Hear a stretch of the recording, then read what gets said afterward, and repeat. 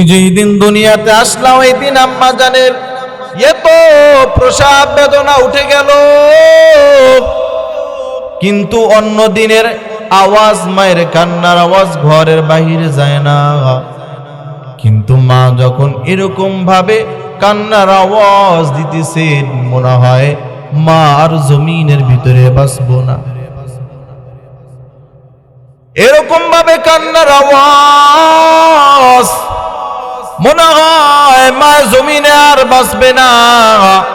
পাশের মানুষগুলো ঘুমাইতে পারে না, এত আওয়াজ। কিন্তু দেখেন, তাকাইয়া দেখেন, ওই আম্মা জানকে সাহায্য করার জন্য পাশে আসে দাদি আর নানি আছে, এছাড়া ভিন্ন কেউ নাই।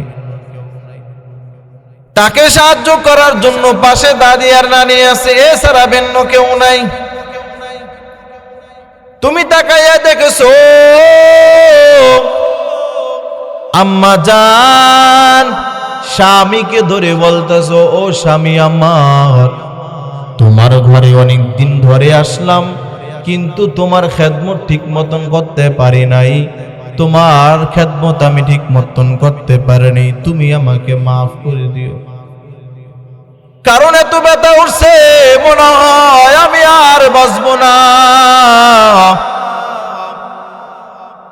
আবার শ্বশুর শাশুড়িকে ডাক দিয়া বলতেছেন, আপনাদের বাড়িতে অনেক দিন যাবত আসলাম, কিন্তু আপনাদের খেদমত ঠিক করতে পারি নাই, আপনি আমাদেরকে মাফ করে দেন।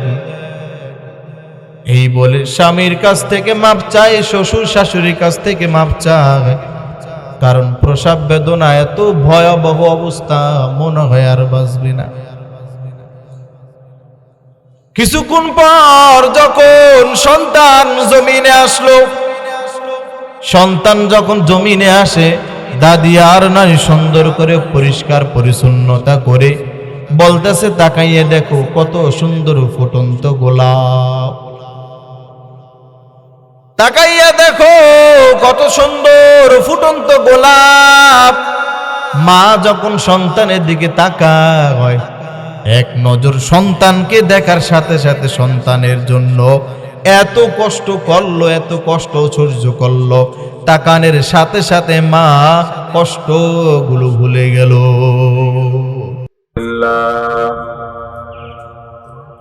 আলহামদুলিল্লাহিল্লাযী জাআলাশ শামসা ওয়াল কামারা বিহুসবান ওয়ান নাজমা ওয়াশ শাজারা ইয়াসজুদান ওয়া ফাদ্দালা জামানান আলা জামান কামা ফাদ্দালা মাকানান আলা মাকান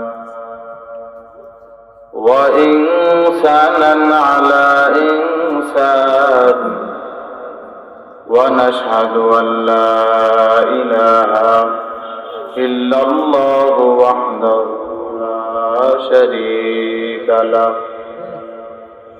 ونشهد أن سيدنا وسندنا وحبيبنا وحبيب طبيبنا وطبيب ربنا ومولانا محمدا عبده ورسوله صلى الله تعالى عليه وعلى آله وأصحابه وبارك وسلم تسليما كثيرا الذي أرسله الله تعالى بالحق بشيرا ونذيرا وداعيا إلى الله بإذنه وسراجا اللهم صل على محمد النبي الأمي وعلى آله وسلم تسليما وبعد فأعوذ بالله من الشيطان الرجيم بسم الله الرحمن الرحيم يا أيها الذين آمنوا استعينوا بالصبر والصلاة إن الله مع الصابرين. وقال النبي صلى الله عليه وآله وسلم ألا كلكم راع وكلكم مسؤول عن رعيته أو كما قال النبي عليه الصلاة والسلام. صدق الله مولانا العظيم وصدق رسوله النبي الأمي الكريم ونحن على ذلك من الشاهدين والذاكرين والشاكرين والحمد لله رب العالمين. مدور ہو مجبور ہو اے سید عالم، مدور ہو مجبور ہو اے سید عالم، دیدار دکھا دے نہیں آواز سنا دو، دیدار دکھا دے نہیں آواز سنا دو. میں صورت یوسف کو نہیں چاہنے والا، میں صورت یوسف کو نہیں چاہنے والا، میں قیس کی مانند نہیں عاشق لیلا، میں قیس کی مانند نہیں عاشق لیلا، میں عاشق مولا ہوں میرا عشق دوانا ہو، میں عاشق مولا ہوں میرا عشق دوانا، ای جملہ جہاد اس کے تجلی سے اجالا، ای جملہ جہاد اس کے تجلی سے اجالا.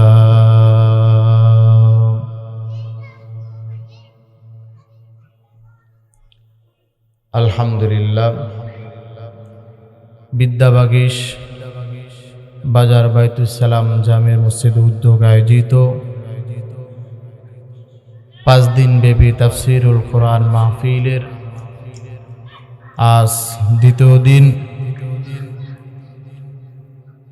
ওয়াজ মাহফিলের প্রধান বক্তা আলহাজ হযরত মাওলানা AKM বেলাল হোসেন মাদারীপুরি, মুআজ্জাজ মুকাররম জাতির মাথার মুকুট রাসাতুল আম্বিয়া হযরত উলামা ইকরাম, দূর দূর এলাকা থেকে আগত আল্লাহ পাকের আশিকিন জাকিরিন শাকিরিন মুহিব্বিন আযম, কলিজা টুকরা আমার সমবয়সী যুবক ভাই ও বন্ধুগণ, পদ্মার আড়ালে অবস্থিত সম্মানিত শ্রদ্ধায় মা ও বোনেরা, সৃষ্টির মহাশ্রেষ্ঠা মহান আল্লাহ রাব্বুল আলামিনের দরবারে অসংখ্য অগণিত শুকর যে আল্লাহ পাক রব্বুল আলামিন এই ফিতনার জামানায় সহি তরিকায় কোরআন সুন্নাহর ভিত্তিতে কিছু কথা বলবার ও শুনবার জন্য আল্লাহ রাব্বুল আলামিন তৌফিক দান করেছেন।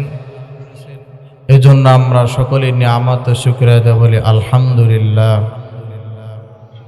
সর্বোপরি শুকর যাদের অক্লান্ত পরিশ্রমে আজ এই সুন্দর আয়োজন, কেউ টাকা দিয়ে কেউ পয়সা দিয়ে যে যেইভাবে সহযোগিতার হাত বাড়িয়ে দিয়েছেন, আল্লাহ রাব্বুল আলামিন প্রত্যেকে দুনিয়াতে শান্তি পরকালের নাজাতের ব্যবস্থা করে দেখ, বলেন আমিন। আমি আপনাদের সামনে পবিত্র কোরআন থেকে একটি আয়াত তেলাওয়াত করেছি, রাসূলের অসংখ্য অগণিত হাদিস থেকে একটি হাদিস তেলাওয়াত করেছি। কোরআন ও হাদিসের মাধ্যমে ইখলাসের নিয়তে কিছু কথা বলবার ও শুনবার জন্য তৌফিক দান করুক, বলেন আমিন। আল্লাহ রাব্বুল আলামিন বলেন, ইয়া আইয়ুহাল্লাযীনা আমানুস্তাঈনু বিস-সাবরি ওয়াস-সালাহ ইন্নাল্লাহা মা'আস সাবিরিন। হে মুমিনগণ, তোমরা সবুর এবং সালাতের মাধ্যমে ধৈর্য ধারণ করো, সাহায্য চাও। ইন্নাল্লাহা মা'আস সাবিরিন, নিশ্চয়ই যারা ধৈর্য ধারণ করে আমি আল্লাহ তাদের সাথেই আছি।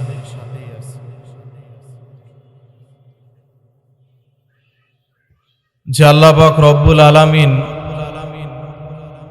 আল্লাহ তাআলার কাছ থেকে সাহায্য চাইতে বললেন, তার কাছেই তোমরা সাহায্য চাও, কারণ তিনি তোমাদেরকে সাহায্য করবেন, এই ছাড়া তোমাদের আর কেউ সাহায্য করবে না। কারণ আল্লাহ ছাড়া আপনার আমার দয়া মায়া একমাত্র আল্লাহ তাআলাই বান্দার উপর আল্লাহ তাআলা করেন। মানুষ কোনোদিন সাহায্য করতে পারে না আল্লাহ তাআলা যদি না দেয়। আল্লাহ বলেন, এজন্য তোমরা আমার কাছে সাহায্য চাও। কেন চাইবা? বলে এই দুনিয়াতে তোমরা চলতেছো, এই দুনিয়াকে একটা নষ্টের মূল, গুনাহের মূল। যেদিকে তাকাইবা ওদিকে জাহান্নামের আগুন, যেদিকে তাকাইবা ওদিকে জাহান্নামের আগুন। তা তুমি কি করবা? এমত অবস্থায় তুমি রবের কাছ থেকে সাহায্য চাও, যে এই দুনিয়া নষ্টের মূল, যেদিকে তাকাইবা ওদিকে গুনাহ, ওদিকে গুনাহ। তবে তুমি আল্লাহর কাছে সাহায্য চাও, আল্লাহ তোমাকে এইখান থেকে, ফিতনার থেকে তোমাকে হেফাজত করবে। কারণ আল্লাহ ছাড়া আমাদের আপনার কেউ আছে? আল্লাহ ছাড়া দয়াময় আমাদের আর কেউ? তিনি আমাদের রব, তিনি আমাদের প্রভু, তিনি আমাদের ইলাহ। তিনি ছাড়া আমাদের আর কেউ নাই। তিনি আমাদের উপর দয়া করেন। এজন্য আল্লাহ রব্বুল আলামিন বলে, তোমরা আমার কাছে সাহায্য চাও। তবে তোমরা যে এই দুনিয়ার থেকে তোমাদের জান্নাত কুরাই করতে হবে। দুনিয়া একটা নষ্টের মূল, যেদিকে তাকাইবা ওদিকে জাহান্নামের আগুন। কিন্তু তোমার এই দুনিয়ার থেকে তোমার আবার জান্নাত কুরাই করতে হবে। আবার তুমি যে সামনে আগাইবা, তোমাকে আগাইতে দিবে না। তিন ধরনের শয়তান তোমাকে সামনে আগাইতে দিবে না। এক হইল নষ্টের মূল, দ্বিতীয়ত হইল তুমি যে সামনে আগাইবা, তোমাকে সামনে আগাইতে দিবে না। আবার তোমাকে আল্লাহ দুর্বল করে আল্লাহ বানাইল। তো এমতো অবস্থায় তুমি আল্লাহর কাছে সাহায্য চাও। তুমি সাহায্য চাইবা, কারণ তোমাকে আমাকে তিন ধরনের শয়তান, তুমি যে জান্নাতে যাইবা এইটা তোমাকে আগাইতে দিবে না। এক নম্বর শয়তান হলো মানুষ শয়তান, দুই নম্বর শয়তান হলো জিন শয়তান, তিন নম্বর শয়তান হলো নফসু শয়তান। এই তিন ধরনের শয়তান তুমি যে আগাইবা সামনে, তোমাকে আগাইতে দিবে না। আবার আল্লাহ দুর্বল করে বানাইলেন, ওয়া খুলিকাল ইনসানু দাঈফা। মানুষের মতন দুর্বল কোন প্রাণী আল্লাহ বানায়নি।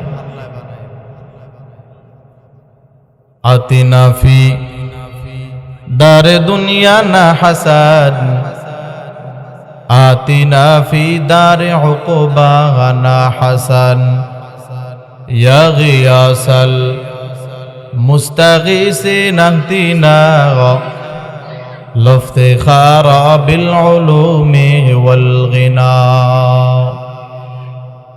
हर गनी देने को तू तैयार है, जो न मांगे उससे तू बेजार है। বলে তুমি আল্লাহর কাছে সাহায্য চাও, আল্লাহ ছাড়া দুনিয়াতে কারো কাছ থেকে সাহায্য চাইও না। এক হলো বড় তুমি দুর্বল, দ্বিতীয়ত হইল তোমার আমার পিছনে তিন ধরনের শয়তান সারাটা দিন মুজাহাদা মোরাকাবা করে। তুমি যে জান্নাতের দিকে অগ্রসর হইবা, তোমাকে জান্নাতের দিকে আগাইতে দেয় না তিন ধরনের শয়তান।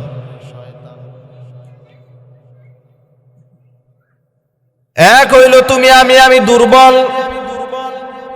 বলে কেমন দুর্বল?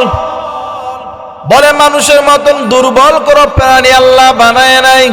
ওয়া খুলিকাল ইনসানু দাঈফা, মানুষের মতন দুর্বল করে আল্লাহ কোন প্রাণী বানায় নাই। বলে কেমন দুর্বল? বলে খানার বেলা দুর্বল, ঘুমানোর বেলা দুর্বল, শোয়ার বেলা বান্দা দুর্বল, মেধার বেলা দুর্বল, চতুর্দিক থেকে তুমি বড় দুর্বল। বলে খানার বেলা দুর্বল, তোমার থেকে আমার থেকে বেশি খাইতে পারে বন্য প্রাণী যারা আছে। নদীর ভিতরে বিশাল বড় বড় তিমি মাছ বসবাস করে, এরা আমাদের চাইতে বেশি খাবার খায়, এরা আমাদের চাইতে সব সময় অল টাইম বেশি খাবার খায়। তুমি খানার বেলা দুর্বল, মেধার বেলা দুর্বল। বলে তাল গাছে কত সুন্দর বাবুই পাখি বাসা করে, তারা কত সুন্দর নিখুঁত বাসা করে, কোনো ইঞ্জিনিয়ার কাছে যাওয়া লাগে না, কোনো একটা ইঞ্জিনিয়ারকে আনাও লাগে না, এত সুন্দর কইরা তারা বাসা বাঁধে। এত ঝড় আসে, তুফান আসে, কিন্তু তাল গাছ থেকে বাবুই পাখির বাসাগুলো একটাও পড়ে না। আবার কত সুন্দর তাকাইয়া দেখছো, মৌমাছি বাসা করে। পাহাড় অঞ্চলে যেই মাছিগুলো বাসা করে, এক একটা মৌমাছির বাসা ভিতরে কমপক্ষে 20 কেজি, 30 কেজি, 40 কেজি পর্যন্ত মধু হয়। বলেন তো এই যে এত মধু হয়, কিন্তু এদের দেখেন কারুকার্য কত সুন্দর। এদের খাবার রুম আলাদা, মধু রাখার রুম আলাদা, ড্রয়িং রুম আলাদা, বেডরুম আলাদা, প্রত্যেকটা রুম তাদের আলাদা, কোনো মিল নাই। তারপর আবার তাকাইয়া দেখেন মধুগুলো নিচের দিকে আছে, কিন্তু মধুর মুক্কাগুলো খোলা। বলেন তো আজও পর্যন্ত এক ফোঁটা মধু কখনো মাটিতে পড়ছেনি। এত কেজি মধু হয়, কিন্তু এক ফোঁটা মধু আজও পর্যন্ত মাটির ভিতরে পড়ে নাই। তাহলে তাকায় দেখো তাদের মেধা কত সুন্দর। একটা পিপিলিকা যদি চিন্তা করে বনিয়াদমকে খেতে দিব না, খাওয়াও সম্ভব না। কারণ তুমি জমিনে ফসল রেখে আসছো, রাতের বেলা তুমি পাখারা দিতে পারো না। যদি পিপিলিকা যদি চিন্তা করে বনিয়াদমকে খেতে দিবে না, যত ফসল জমিনে রেখে আসছে সব ফসলগুলো আমরা কে শেষ করে দিব। তোমার দ্বারা আমার দ্বারা ওই ফসল এখান থেকে উৎপাদন করার মতন ক্ষমতা আমাদেরও হবে না। তুমি একটা পিপিলিকার কাছে দুর্বল, তুমি একটা মশার কাছে বড় দুর্বল। রাতের বেলা তুমি সুন্দর মশারি টানাইয়া তুমি ঘুমাইছো, তুমি রাতের বেলা যখন মশারিটা টানাইলা দেখলা আশেপাশে কোনো মশা নাই, একটা মশাও তোমার মশারের ভিতরে নাই। কিন্তু যখন তুমি ঘুমাইলা রাতের বেলা আবার কানের করে কে জানি গান গায়। বলে কে গান গায়? তাকায় দেখে মশা আমার কানের করে গান গাইতেছে। রাতে এত আরামের ঘুম আমি দিলাম, কিন্তু আমার একটা মশা আইসা আমার ঘুমটাকে আমার হারাম করে দিছে। তাহলে তুমি খানার বেলা দুর্বল, ঘুমানোর বেলা দুর্বল, মদের বেলা দুর্বল, একটা মশার কাছে দুর্বল, একটা পিপিলিকার কাছে তুমি বড় দুর্বল। বলে তুমি যেই দিন দুনিয়াতে আসলা, বলে আম্মা জানের আওয়াজ অন্যদিন কোনো বাড়ির কোনো মানুষ কান্নার আওয়াজ পায় না। তুমি যেই দিন দুনিয়াতে আসলা ওই দিন আম্মা জানের এত প্রসাব বেদনা উঠে গেল, কিন্তু অন্য দিনের আওয়াজ, মায়ের কান্নার আওয়াজ ঘরের বাহিরে যায় না। কিন্তু মা যখন এরকম ভাবে কান্নার আওয়াজ দিতেছে, মনে হয় মা আর জমিনের ভিতরে বাঁচবো না। এরকম ভাবে কান্নার আওয়াজ, মনে হয় মা জমিনে আর বাঁচবে না। পাশের মানুষগুলো ঘুমাইতে পারে না, এত আওয়াজ। কিন্তু দেখেন, তাকাইয়া দেখেন, ওই আম্মা জানকে সাহায্য করার জন্য পাশে আসে দাদি আর নানি আছে, এছাড়া ভিন্ন কেউ নাই। তাকে সাহায্য করার জন্য পাশে দাদি আর নানি আছে, এছাড়া ভিন্ন কেউ নাই। তুমি তাকাইয়া দেখেছো আম্মা জান স্বামীকে ধরে বলতেছো, ও স্বামী আমার, তোমার ঘরে অনেক দিন ধরে আসলাম, কিন্তু তোমার খেদমত ঠিক মতন করতে পারি নাই, তোমার খেদমত আমি ঠিক মতন করতে পারিনি, তুমি আমাকে মাফ করে দিও। কারণ এত ব্যথা উঠছে, মনে হয় আমি আর বাঁচবো না। আবার শ্বশুর শাশুড়িকে ডাক দিয়ে বলতেছেন, আপনাদের বাড়িতে অনেক দিন যাবত আসলাম, কিন্তু আপনাদের খেদমত ঠিক করতে পারি নাই, আপনি আমাদেরকে মাফ করে দেন। এই বলে স্বামীর কাছ থেকে মাফ চাই, শ্বশুর শাশুড়ির কাছ থেকে মাফ চায়।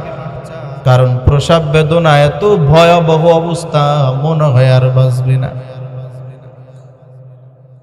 কিছুক্ষণ পর যখন সন্তান জমিনে আসলো, সন্তান যখন জমিনে আসে, দাদি আর নানি সুন্দর করে পরিষ্কার পরিচ্ছন্নতা করে বলতেছে, তাকাইয়ে দেখো কত সুন্দর ফুটন্ত গোলাপ,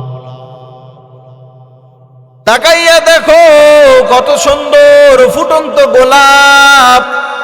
মা যখন সন্তানের দিকে তাকায়, এক নজর সন্তানকে দেখার সাথে সাথে সন্তানের জন্য এত কষ্ট করলো, এত কষ্ট সহ্য করলো, তাকানের সাথে সাথে মা কষ্টগুলো ভুলে গেল। মা এত কষ্ট করলো, কষ্ট করার পর সন্তানকে দেখার পরে কষ্টগুলো ভুলে গেল। দাদি আর নানি বলে, দেখো তাড়াতাড়ি দাও, তোমার সন্তানকে খাবার দাও, এর ক্ষুধা লাগছে, একে খাবার দাও। সন্তানকে যখন মা দুধ পান করায়, এই সন্তান দুধ যখন মুখের ভিতরে দেয়,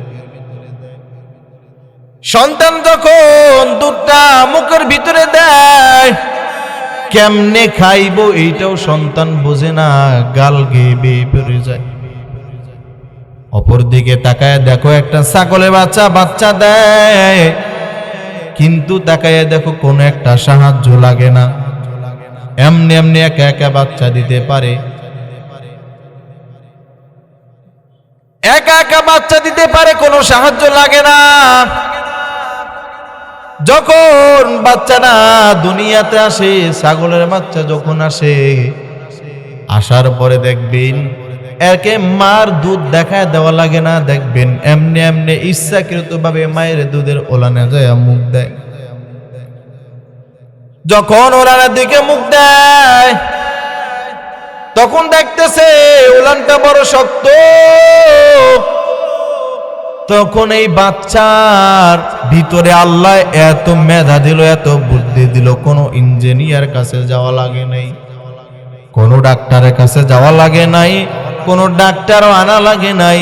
আল্লাহ তার মাথার ভিতরে এমন একটা শক্ত একটা এইখানে চারা দিছে, এইটা দিয়ে যখন মায়ের ওলানে যখন আঘাত করে, আঘাত করার সঙ্গে সঙ্গে সন্তানের মুখের ভিতরে দুধ চলে আসে। তাহলে তুমি এত বাহাদুরি করো, এত মাস্তানি করো, তাকাইয়া দেখো মনে হয় তুমি আর আমি একটা ছাগলের বাচ্চার কাছে মনে হয় দুর্বল। তাহলে আমরা সাহায্য চাইবো কার কাছে? আল্লাহর কাছে সাহায্য চাইবো, দুনিয়ার কোনো মাজারে না, কোন দরবারও আমরা যাব না, একমাত্র আমরা সাহায্য চাইবো আল্লাহর কাছে। যা প্রয়োজন হয় সব চাইবো একমাত্র আল্লাহর কাছে। গভীর রজনীতে তুমি দাঁড়ায় যাও, যায় নামাজের মুসল্লায় দাঁড়া যাও, 2 ফোঁটা চোখের পানি ফালাইয়া দাও, 2 রাকাত নামাজ পড়ে আল্লাহর কাছে চাও। তুমি চাইতে দেরি হবে, আল্লাহ তোমাকে দিতে বান্দা দেরি করবে না। অতি গভীর হয় রজনী যখন, নীরবে প্রভুর নাম জপিও তখন। প্রভুর করুণা জ্যোতি পাইবার চাও, গভীর রাতে উঠে প্রভুর গুণগান গাও। হ্যাঁ, তুমি মানুষের কাছে সাহায্য চাইবা, তবে 3টা গুণ যদি থাকে, 3টা গুণ যদি কোনো মানুষের ভিতরে থাকে, তাহলে তুমি তার কাছ থেকে তুমি সাহায্য চাইবা। 1 নাম্বার গুণ হইল, ভালো করে খেয়াল করে শুনে নাও, ভালো করে বুঝে নাও। 1 নম্বর গুণ হলো যার কোনো অভাব নাই, যার কোনো অভাব নাই, যার কোনো পিছুটান নাই, যার কোনো স্বার্থ নাই, এদের কাছ থেকে যদি তুমি সাহায্য চাও তাহলে তুমি সাহায্য চাইবা। এই 3টা গুণ যদি কারো ভিতরে যদি বান্দা পাও, তাহলে তুমি তার কাছ থেকে তুমি সাহায্য চাও। এই 3টা গুণ যদি কারো ভিতরে থাকে, তাহলে সাহায্য চাইবা তো তুমি সাহায্য পাওয়া যাইবা। 1 নম্বর গুণ হলো যার কোনো অভাব নাই। বলেন তো এই জমিনে ভিতরে অভাব ছাড়া কোনো মানুষ আসেনি? আছে? অভাব ছাড়া কোনো মানুষ নাই। বলে যার যত আসে বেশি তার তত লাগে বেশি। গরিবের সমস্যা 500 টাকা সমাধান হয়, কিন্তু বড় লোকের লক্ষ টাকায়ও সমাধান হয় না। বলে যার যত আসে বেশি তার তত লাগে বেশি। যার 1 লাখ টাকা আছে সে চিন্তা করে কেমনে 2 লাখ টাকা বাড়ানো যায়। যার একটা গাড়ি আছে সে চিন্তা করে কেমনে আর একটা গাড়ি বাড়ানো যায়। যার একটা বাড়ি আছে সে চিন্তা করে কেমনে বাড়ি বাড়ানো যায়। বলে শরীয়তপুর জেলায় একটা বাড়ি করবে, আবার এইখানে 5 তলা বাড়ি বানাই আবার চিন্তা করবে। পদ্মা সেতুর হয়ে গেছে, ঢাকা যায় একটা বাড়ি করতে হবে, আবার ঢাকা একটা বাড়ি করবে, আবার চিন্তা করবে কক্সবাজার যাই একটা বাড়ি করা লাগবে, কক্সবাজার বাড়ি করবে, আবার চিন্তা করবে বাংলাদেশ তো মোটামুটি ভাইজা খাইলাম। এখন আবার বান্দা চিন্তা করবে একটা, দেখা যায় সিঙ্গাপুর যায় একটা বাড়ি করা যায় কিনা, সিঙ্গাপুর বাড়ি করবে, আমেরিকা বাড়ি করবে। আমার তো মনে হয় এই বান্দাকে যদি পুরা দুনিয়া যদি দিয়ে দেওয়া হয়, আমার মনে হয় এই বান্দা বলবে আর একটা দুনিয়া যদি আমাকে দিত তাহলে মনে হয় ভালো হতো। ঠিক কিনা? পুরা দুনিয়া যদি দিয়ে দেওয়া হতো, আর একটা দুনিয়া যদি পাইতাম তাহলে আমার কাছে একটু ভালো লাগতো। তাহলে অভাব কি কারে না বাড়ে? আরো যার যত আসে বেশি তার তত লাগে বেশি। অভাব কারে না, আরো বাড়তে থাকে। তাহলে আমরা অভাব ছাড়া কোনো দুনিয়াতে কোনো মানুষ পাইলাম না। এবার আসো যার কোনো স্বার্থ নাই, একে দেখো কোনো স্বার্থ ছাড়া মানুষ দুনিয়া জমিনে পাও কিনা। বলেন তো এই জমিনে বিতে স্বার্থ ছাড়া কোনো মানুষ আসেনি। স্বার্থর টানে মা সন্তানকে ভুলে যায়, সন্তান মাকে ভুলে যায়, স্ত্রী স্বামীকে ভুলে যায়, স্বামী স্ত্রীকে ভুলে যায়, বন্ধু বন্ধুকে ভুলে যায়, বান্ধবী বান্ধবীকে ভুলে যায়। স্বার্থের টানে, স্বার্থে যখন আঘাত লাগে তখন সবাইকে ভুলে যায়। স্বার্থ ছাড়াই জমিন এবিতে কোনো মানুষ নেই, কাউকে তুমি পাইবা না। নেতারও স্বার্থ আছে, সবার স্বার্থ আছে, স্বার্থ ছাড়া কোনো মানুষ পাইবা না। এবার তুমি তাকায়া দেখো 3 নাম্বার গুণ, যার কোনোদিন পিছু টান আছে কিনা। বলে দেখো তার কোনোদিন পিছু টান আছে কিনা। এর কাছ থেকে তুমি সাহায্য চাইবা। বলেন তো জমিনের ভিতরে পিছু টান ছাড়া কোনো মানুষ আসেনি? হয়তো ছেলে টানে পিছনে, নয়তো মেয়ে টানে পিছনে, নয়তো স্ত্রী টানে পিছনে, নয়তো ক্ষমতার দল টানে পিছনে, নয়তো তাকে নেতারা টানে পিছনে। তুমি যে সামনে আগাইবা তোমাকে সামনে আগাইতে দেবে না। রাতের বেলায় সন্তান ঘুমিয়ে আছে, বাপ ঘুমিয়ে আছে, বাপের সন্তান চোর হয়ে ঘরের ভিতরে ঘুমায়। বলে কেমনে ঘুমায়? বাপ যখন ঘুমায় তখন সন্তান বাবার পকেট থেকে টাকা চুরি করে নিয়ে যায়। বাবাকে যে সামনে আগাইতে দেবে ওইটাও দেয় না বাবাকে। তাহলে বোঝো স্বার্থ ছাড়া কোনো মানুষ নাই, অভাব ছাড়া কোনো মানুষ নাই। যেই 3টা গুণের কথা বললাম, এই গুণের ভিতরে আমরা স্বার্থ ছাড়া কোনো মানুষ দেখতেছি না, অভাব ছাড়া কোনো মানুষ দেখতেছি না। এবার আমরা দেখবো স্বার্থ ছাড়া কোনো মানুষ আছে কিনা, কেউ আছে কিনা।